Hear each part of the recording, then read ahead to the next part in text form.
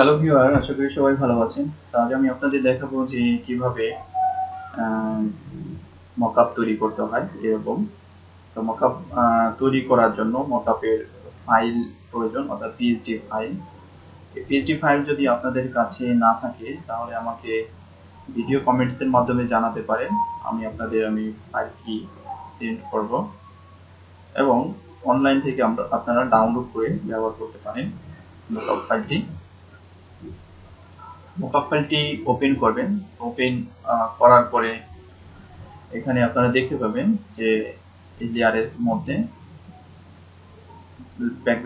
Business card 1, business card 2। তো business card 1 এর যে গ্রুপটা রয়েছে, গ্রুপটা ওপেন করবেন। ওপেন করার পরে অর্থাৎ এটার মধ্যে ডাবল ক্লিক করতে হবে। তো ডাবল ক্লিক করার পরে কিন্তু আপনি একটি ট্যাব পাবেন এখানে। পরে যেটা করতে হবে যে এখানে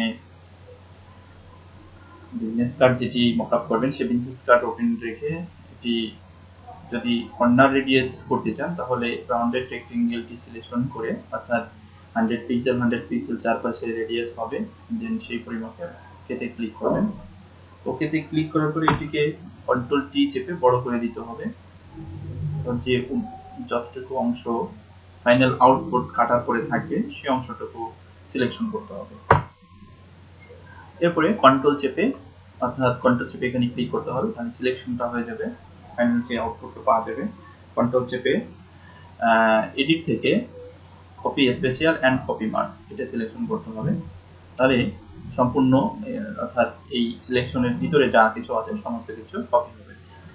দেন আমরা যে ট্যাবটি ওপেন করেছিলাম সেই ট্যাবের মধ্যে অর্থাৎ লেয়ারটি সিলেকশন করে কন্ট্রোল চেপে ভি প্রেস করতে হবে।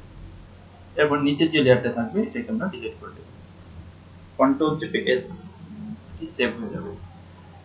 তাহলে আমরা দেখতে পাবো যে মকআপের মধ্যে এই সেভ করা বিজনেস কার্ডটি চলে আসছে। দ্বিতীয় বিজনেস কার্ডটি অর্থাৎ ব্যাক সাইডে যে বিজনেস কার্ডটি থাকবে সেটা বিজনেস কার্ড 2 তে সিলেকশন করে ডাবল ক্লিক করবেন। সেম একইভাবে অর্থাৎ ওই ফাইলটি যে ব্যাক সাইডে যে ফাইলটি থাকবে সেই ফাইলটি একইভাবে সিলেকশন করে কপি মার্কস করে পুনরায় এখানে পেস্ট করে দিতে হবে। কন্ট্রোল চেপে ভি। পেস্ট করার পরে অর্থাৎ এটি হবে কন্ট্রোল চেপে ভি। পেস্ট করার পরে নিচের যে লেয়ারটা থাকবে এই লেয়ারটা আমরা ডিলিট করে দেব। কন্ট্রোল চেপে এস সেভ করে দেব। তো কন্ট্রোল চেপে সেভ করার পরে আমরা মকআপে যদি আসি দেখতে পাবো যে আমাদের মকআপটি সম্পূর্ণ হয়ে গেছে। তো আপনাদের কাছে যদি ভিডিওটি ভালো লাগে অবশ্যই লাইক, কমেন্টস এবং শেয়ারের মাধ্যমে আমাকে কাজে উৎসাহ প্রদান করবেন। ধন্যবাদ, সবাই ভালো থাকবেন।